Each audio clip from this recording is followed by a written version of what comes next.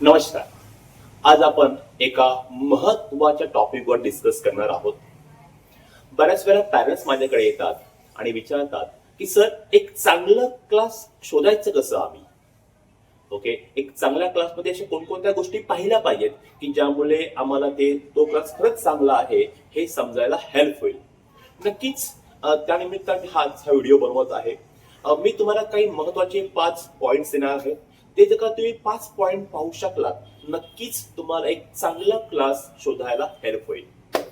पण ॲज वेल एज मी तुम्हाला अजून एक सांगेन की जर का तुम्हाला ते 5 पॉइंट देखील शोधताना कन्फ्युजन झालं, तर शेवटच्या ह्या व्हिडिओच्या शेवटपर्यंत थांबा. मी तुम्हाला अजून एक टिप्स देईन की ती एक टिप पण तुम्ही जर का पाहू शकलात, नक्कीच तुम्हाला एक चांगला क्लास शोधायला हेल्प होईल. सो पहिली महत्वाची गोष्ट अशी येते पालकांनो, की ना एक चांगला क्लास शोधताना फक्त चांगला इन्फ्रास्ट्रक्चर नका बघू. बऱ्याच वेळा मला पाहायला मिळतं की जेव्हा आपण एखाद्या क्लासमध्ये जातो तेव्हा तो इन्फ्रास्ट्रक्चर बघतो आपण. बघा, माझं असं पर्सनल मत आहे, एक चांगला इन्फ्राच्या हिशोबाने आपण त्या स्कूल दिलेली आहे. आपण क्लास यासाठी लावतो की माझ्या मुलाला जे स्कूलमध्ये काही समजत नाहीये ते त्याला समजून घेता यावं, म्हणून आपण क्लास लावतो. बरोबर की नाही? बरोबर की नाही? सो पुन्हा आपण एक चांगला इन्फ्रा, चांगल्या गोष्टी ह्या बघण्यापेक्षा तिथे चांगलं एज्युकेशन मिळणार आहे की नाही हे पाहूया आपण, तर ते जास्त महत्वाचं असेल. कारण दुसरी गोष्ट सांगतो तुम्हाला मी, कारण ना आपण जेव्हा एखाद्या क्लासमध्ये जातो तेव्हा तिथे एक सेल्स पर्सन असतो जो आपल्याला सांगतो की आमच्या क्लासमध्ये असं आहे, हे आहे, ते असं आहे, बऱ्याच गोष्टी सांगतो. It's very simple. बघा, त्या सेल्स पर्सनला काय करायचंय? त्या सेल्स पर्सनला तुम्हाला विकायचंच आहे, तुम्हाला त्याचं ऍडमिशन पाहिजेच आहे, तो चांगलं सांगणारच आहे. त्यामुळे त्याच्या बोलण्यावरती इन्फ्लुएन्स होऊन ऍडमिशन नका घेऊ. ओके, मला असं वाटतं कोणकोणत्या गोष्टी पाहिल्या पाहिजेत, तर आपण त्या 5 गोष्टी पाहूया की ज्याच्यामध्ये तुम्हाला खरंच एक छान हेल्प मिळेल की एक चांगलं क्लास शोधण्यासाठी. पहिली महत्वाची गोष्ट आहे ती म्हणजे टीचिंग फॅकल्टीज. ऑब्व्हियसली ही खूप गोष्ट महत्वाची आहे, कारण आपल्या मुलाला जे टीचर शिकवणार आहेत ते कशी शिकवणार आहेत, त्यांचा एक्सपिरियन्स काय आहे, ही गोष्ट खूप खूप महत्वाची आहे. कारण बघा ना, मॅनेजमेंटनी काय सांगितलेलं आहे, त्या सेल्स पर्सननी काय सांगितलेलं आहे, तो इन्फ्रा कसा दिसतोय, यापेक्षा टीचर कशा प्रकारे शिकवणार आहेत, ते माझ्या मुलाला समजणार आहे की नाही समजणार, ही गोष्ट खूप महत्वाची येते. कारण शेवटी आपल्या मुलाला एज्युकेशन घ्यायचं असेल तर टीचरांचा एक्सपिरियन्स, त्यांचा teaching view, okay, teaching method ही खूप मस्ट आहे. बरोबर की नाही? त्यामुळे टीचर कसे आहेत, टीचरांचा एक्सपिरियन्स किती आहे, त्यांची मेथड कशी आहे, हे समजून घ्यायचा प्रयत्न करा. ही पहिली महत्वाची गोष्ट. दुसरी महत्वाची गोष्ट येते ती म्हणजे बॅच साईज. येस, एका बॅच मध्ये, एका क्लासमध्ये किती मुलं बसणार आहेत हे देखील विचारून घ्या. कारण बघा ना, एका क्लासमध्ये का 25, 30, 40 मुलं जर का बसणार असतील, बघा एका टीचरांना समोर किती मुलं असू दे, शिकवायला काहीच प्रॉब्लेम नाहीये. समोर 30 मुलं आहेत की 40 मुलं आहेत, शिकवायला काहीच प्रॉब्लेम नाही, शिकवायला काहीच विषय येत नाही. फक्त प्रश्न येतो की जेव्हा एक टीचर 30 मुलांना 40 मुलं शिकवणार आहे, तेव्हा तो त्यांच्याशी पर्सनल अटॅच होणार आहे का, पर्सनल कनेक्ट होणार आहे का, तर लिटिल बिट डिफिकल्ट. प्रत्येकाचा तो होमवर्क चेक करणार आहेत का ते teachers, it's little bit difficult. Okay, आणि जोपर्यंत टीचर होमवर्क विचारणार नाही, होमवर्क सांगणार नाही, होमवर्क चेक करणार नाही, तोपर्यंत मुलं अभ्यास करणार आहेत का? नाही करणार आहेत. सिंपलशी गोष्ट आहे. त्यामुळे जिथे मुलांची संख्या वाढते तिथे टीचरांचं पर्सनल अटेन्शन मिळेल का, is one of the big question.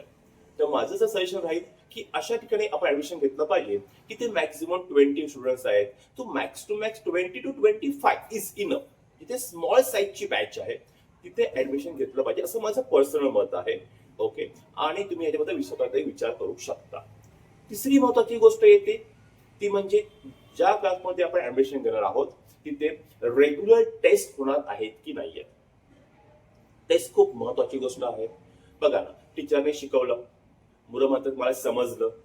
Okay, समजल्यानंतर ओके, ते त्याला खरंच समजलंय की नाही समजलं, आपल्याला ऍज अ पॅरेंट्स आपल्याला केव्हा समजणार? ऑब्व्हियसली टेस्ट मधूनच. त्या टेस्टमध्ये किती मार्क्स मिळतात, किती मार्क्स नाही मिळाले, कुठे मिस्टेक करतोय, हे जोपर्यंत पाहणार नाही तोपर्यंत आपल्याला समजणार नाही. त्यामुळे या क्लासमध्ये रेग्युलर टेस्ट आहेत की नाही हे देखील आपण पाहणं गरजेचं आहे. चौथी गोष्ट इथे महत्वाची ती म्हणजे डाऊट सॉल्व्हिंग. येस, ओके, आता होतं असं, टीचर ते शिकवलं होतं, मुलांनी टेस्ट पण दिली.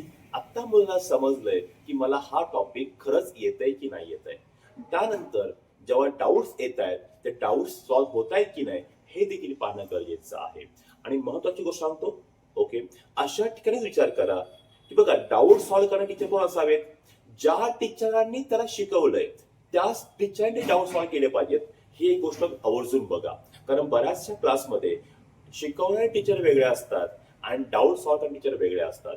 It's very simple. माझं पर्सनल लॉजिक आहे, तुम्हाला पटतंय काय बघा, की ज्या टीचरने काय शिकवलेलं आहे त्याला त्या टीचरांचं त्या अर्ध ते समजलं असेल, बरोबर, पण आणि तेच जेव्हा टीचर शिकायला पुन्हा डाऊट सॉल्व्ह करतील तर त्या टीचरला सुद्धा माहिती मी काय शिकवलंय, काय एक्सप्लेनेशन दिलं होतं, त्यामध्ये लवकर समजायला हेल्प होते. त्यामुळे अशाच ठिकाणी आपण विचार केला पाहिजे. डाऊट सॉल्व्ह टीचर्स आणि टीचिंग टीचर्स हे एकच असले पाहिजे, हा एक आवर्जून विचार करा.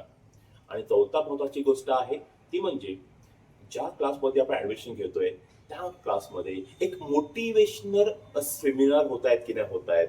आपल्याला मुलांना फक्त एज्युकेशनच्या व्यतिरिक्त थोडंसं अवांतर ऍडिशनल काय त्यांना माहिती दिली जाते आहे का, त्यांच्या पर्सनल डेव्हलपमेंटसाठी काय विचार केला जात आहे का, त्यांनी कसं बोललं पाहिजे, कसं चाललं पाहिजे, कसं वागलं पाहिजे, याबद्दल काही एक्स्ट्रा नॉलेज दिलं जात आहे का, एक्स्ट्रा एक्सप्लेनेशन दिलं जात आहे का, हे देखील पहा. कसं बघा ना, आजच्या मुलांना फक्त एज्युकेशन नको आहे. जर तुम्ही मला विचाराल, माझा एक्सपिरियन्स मलाही सांगतो, आजची मुलं स्मार्ट आहेत, ओके, फक्त प्रॉब्लेम काय, ते डिसिप्लिनमध्ये नाही आहेत. त्यांना मोबाईल जास्त अट्रॅक्टिव्ह आहे, त्यांना इंटरनेट जास्त अट्रॅक्टिव्ह आहे, ओके, त्यांना बाकीच्या गोष्टी जास्त आवडतात. त्यामुळे त्यांना जर का आपण अभ्यासामध्ये इन्व्हॉल्व्ह करायचं असेल तर त्यांना थोडंसं आपण याबद्दल पण इन्फॉर्मेशन देणं गरजेचं आहे. त्यामुळे एक मोटिवेशनल सेमिनार तिथे होत आहेत की नाही होत आहेत, माझ्या मुलाला थोडंसं अभ्यासा व्यतिरिक्त या पण गोष्टी कितपत महत्वाच्या असतात, टाइम मॅनेजमेंट कसं केलं पाहिजे, अभ्यासाच्या स्टडीज कशा केल्या पाहिजेत, हे काही सांगितलं जात आहे का, हे पण बघा. ती सुद्धा मुलांना हेल्प करेल त्यांच्या करिअरसाठी, त्यांच्या फ्युचर ग्रोथसाठी. हे 5 गोष्टी आपण नक्की पाहिल्या पाहिजेत एखाद्या क्लासमध्ये ऍडमिशन घेता. बरं, मी तुम्हाला सांगितलं होतं त्याचं काय, ह्या 5 गोष्टी बघताना देखील काही कन्फ्युज झालं तर एक गोष्ट कोणती बघावी, तर मला असं वाटतं अशा ठिकाणी आपण ऍडमिशन घेतलं पाहिजे जे ऍडिशनल असेल, की ज्या ठिकाणी स्वतः ओनर, त्या क्लासचे स्वतः ओनर शिकवायला उभे आहेत. माझं असं पर्सनल मत आहे की ज्या ठिकाणी टीचर स्वतः जे ओनर आहेत ते स्वतः जर का टीचर असतील तर एकतर ते त्यांचा बेस्ट देणार आहेत, कारण त्यांना हे माहिती आहे की माझा क्लास आहे, जर का मी चांगलं शिकवलं तरच हा मुलगा दुसऱ्या मुलाला सांगेल आणि माझ्याकडे दुसरे ऍडमिशन्स होतील. त्यामुळे जर का स्वतः ओनर जर का तिथे प्रेझेंट असेल, शिकवत असतील, तर ते जास्त कन्व्हिनियन्स असेल, जास्त बेटर असेल आपल्या मुलाच्या ग्रोथसाठी. तर ह्या महत्वाचे काही पॉइंट्स होते जे मला वाटले, जे तुम्हाला सांगितलेले आहेत. नक्कीच तुम्ही ह्यावर विचार करा आणि मी सांगितलेल्या गोष्टी मला खरंच आवडल्यात का हे नक्की हे कमेंट्स म्हणून सांगा. किंवा अजून तुम्हाला कोणत्या टॉपिकवरती तुम्हाला माहिती पाहिजे हे देखील कमेंट्स करा. मी नक्कीच त्याच्यावरती तुम्हाला रिप्लाय देईन. थँक्यू.